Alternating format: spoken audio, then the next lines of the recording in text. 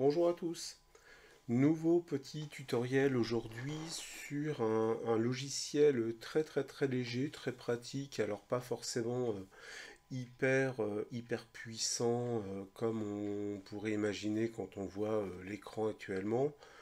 Euh, c'est Logicsim, pardon, parce qu'il existe également Logisim. Donc là c'est Logic Sim, version de 2020.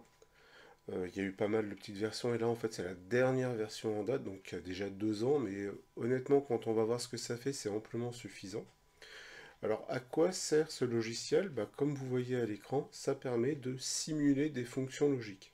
Voilà, donc vraiment des fonctions logiques très simples. C'est pour faire de la logique combinatoire en fait. Donc là on a actuellement sous nos yeux une fonction et, hein, une porte et qui est là, et une NAND, une non et qui est là. Alors on reconnaît que c'est du non parce qu'il y a le petit cercle derrière. On n'a pas forcément la petite barre oblique comme on pourrait également avoir l'habitude de trouver dans certaines documentations.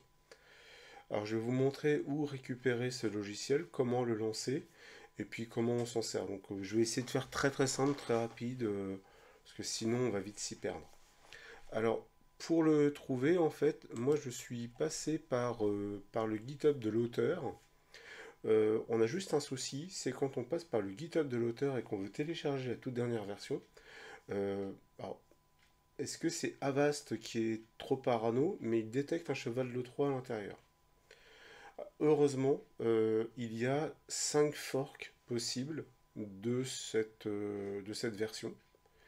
Et donc, en testant les 5 forks, arrivé au troisième, quand j'arrive sur le GitHub de Chocolate Petty, là, Avast ne détecte rien. Donc tout va bien, c'est propre. Donc en fait, je fais download et je récupère directement un fichier exécutable. Voilà, donc ça c'est à savoir. C'est pour ça, dans la description, je vais vous mettre le lien sur celui-ci. J'ai pas testé les deux autres. Pardon, parce que là on est sur le troisième fork. J'ai pas testé les deux autres, hein, on voit qu'il y en a 5.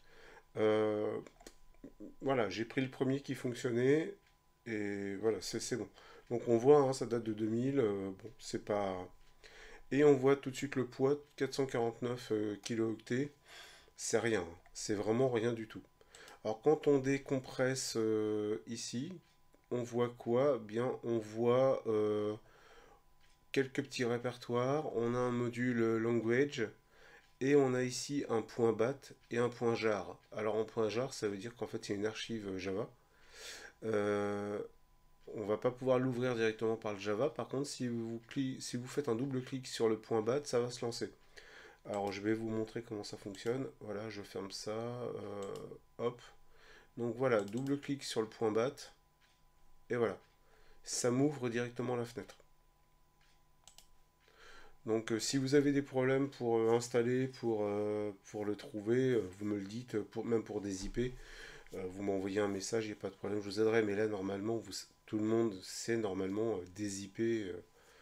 Si vous êtes arrivé jusqu'ici, c'est que vous savez décompresser un répertoire, quoi. Donc là, il n'y a rien d'autre à faire. Alors, il se peut que Java soit pas installé sur votre ordinateur. Voilà. C'est possible que le moteur Java soit pas installé. Alors donc, vous allez sur Internet, vous tapez Java, tout simplement, et vous récupérez Java. Il va vous le dire de toute façon, si ça s'exécute pas, c'est qu'il faudra forcément télécharger Java. Mais 95% des ordinateurs ont le moteur Java déjà installé, donc il n'y a pas de raison que ça tourne pas. Si ça fonctionne pas, vous me le dites. Donc là on a l'écran, alors il est un petit peu plus glamour que la version précédente. Là j'ai déjà un petit peu réglé pour moi. Alors quand vous allez sur Settings, on peut mettre la grille. À un moment elle fait mal aux yeux, donc on va laisser. Auto Rearing, on peut le cocher ou décocher, j'ai pas vraiment vu. Par défaut, il se met en Nancy. Alors, je vais vous montrer ce que ça donne. Voilà, on est sur ce genre de dessin. Mais nous, on est en Europe. Donc, moi, ça me plaît pas. Donc, on va aller sur IEC. et ça nous le met en carré. Et là, on a vraiment une porte et. Voilà, donc ça, c'est vraiment à configurer tout de suite. Alors par contre, j'ai testé le français, qui est là. Je sais pas ce qu'ils ont fait. Bah en fait, on n'est pas en UTF-8 et donc tous les accents sont remplacés par des arrobas, par des et, par des machins, par des... Voilà, en fait on est limité à la table ASCII et c'est vraiment bizarre. Je sais pas comment ça a été codé. Alors il y a un fichier, hein, il est là le fichier français. Si vous allez dans Language, vous avez le fichier français. Voilà, c'est un fichier texte qu'on peut ouvrir, hein, voilà. Alors il suffirait d'enlever tous les et avec accent et puis bah, mettre un e à la place. Bon, c'est pas génial, mais au moins pendant ce temps-là, on n'a pas de problème, on n'a pas de problème d'affichage. Moi, je le laisse en anglais du coup, hein, pour la démonstration, puis même, franchement, en anglais, c'est tout à fait compréhensible. On sait tout à fait ce qu'on est en train de faire. Alors du coup, là, bah tiens, bah, on va partir sur une et. Alors gros avantage par rapport à la version précédente, c'est que là, on peut zoomer. Avant, on ne pouvait pas zoomer. Donc là, c'est vraiment bien. Par contre, je vais enlever la grille, comme je vous dis, ça fait un petit peu mal aux yeux à un moment. Donc voilà. Alors comment ça fonctionne? Bah, c'est hyper facile. Là, je suis allé chercher donc une porte E. Là, je vais aller chercher un switch. Voilà, donc ils ont redessiné, hein, ils ont refait un petit peu le rendu. Si vous êtes curieux, allez voir l'ancienne version. Là, je vais en chercher un deuxième. Et là, je vais aller chercher, donc ici, on a les inputs. Donc là, ah oui, alors, détaillé quand même.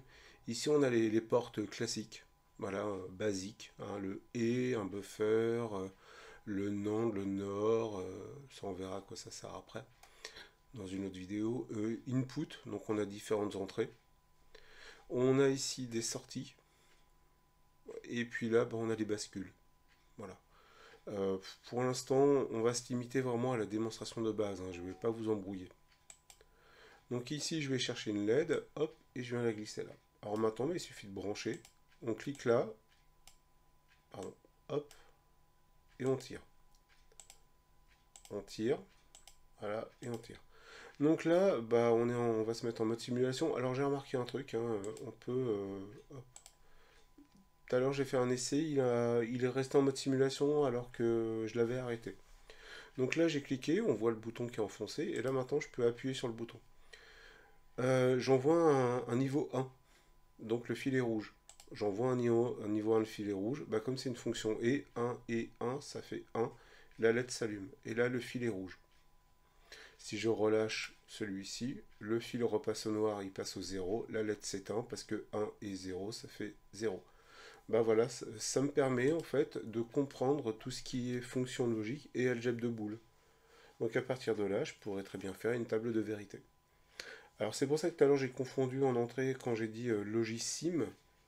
Logisim, lui, il a une fonction table de vérité, mais il est beaucoup plus compliqué à prendre en main, il n'est pas évident, il est pas... Je crois qu'il est capable de résoudre les tableaux de Carnot, mais la prise en main, c'est vraiment pas évident, quoi. Donc là, on peut cascader également. Donc on va dézoomer un petit peu, on va aller chercher, tiens, une nord. Voilà. Alors il est hyper sensible, hein, au niveau du bouton. C'est ce que j'ai cru comprendre. Ah oui, alors hop, on va arrêter ça. Alors je pense qu'il n'est pas encore complètement abouti, hein. Pour effacer, c'est la touche supprime. Alors, on va se brancher un troisième switch, par exemple. Hop, qu'on va venir mettre là. Donc on va se faire une troisième entrée. Voilà. Et puis bah, on peut très bien prendre bah, cette sortie-là. Alors je sais pas si c'est à cause de ma capture d'écran, mais j'ai un petit peu de mal à accrocher. Et je vais remettre une LED. Voilà. Voilà, je vous laisse faire l'équation logique, hein. Alors, on voit quoi? On voit que la LED est déjà allumée. Je suis même pas en mode simulation. Alors là, on a la LED qui est allumée. Alors pourquoi? Bah parce que ici j'ai 0, ici j'ai 0. Donc 0 ou 0, ça fait 0. Mais comme c'est barre, ça s'allume.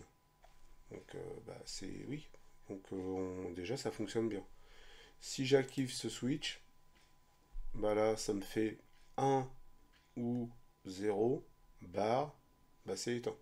Parce que 1 ou 0, normalement, ça devrait faire 1, mais comme c'est barre, c'est complémenté, on a 0. Bon, bah puis à partir de là, bah, on peut faire Mumuse, hein. Donc là, on voit qu'ici, on a 1 ou 1, ça devrait faire 1, mais c'est complémenté, donc c'est 0. Voilà, bah, ça permet de faire des tests. Donc là, on pourrait écrire l'équation logique de ça. Bah, si elle, c'est l'entrée A, là c'est la B, là c'est la C, ça nous ferait A et B, ou, ou C, le tout bar. Voilà. Et comme ça, on aurait ici la sortie de notre équation logique. Voilà, là c'est vraiment l'usage de base, hein. C'est vraiment pour ceux qui sont en train de découvrir l'algèbre de Boole, qui sont en train de découvrir les fonctions logiques. Voilà, cette petite vidéo se voulait très rapide, hein. Je sais même pas si je vais mettre du chapitrage. Voilà, faut que ce soit très simple pour une toute petite prise en main. Voilà. Donc je vous mets les liens de téléchargement dans la description. Je vous remets l'adresse du blog pour m'envoyer un message si jamais ça fonctionne pas, vous avez un bug, n'importe quoi. Je vous ferai certainement peut-être dans quelques temps une deuxième vidéo où on verra peut-être des bascules s'il y a besoin. On verra comment on peut utiliser des fonctions un peu avancées. Voilà. Bah écoutez, on va arrêter la vidéo maintenant. Ça vous permet de démarrer. Et puis on se retrouve très bientôt pour un autre tutoriel.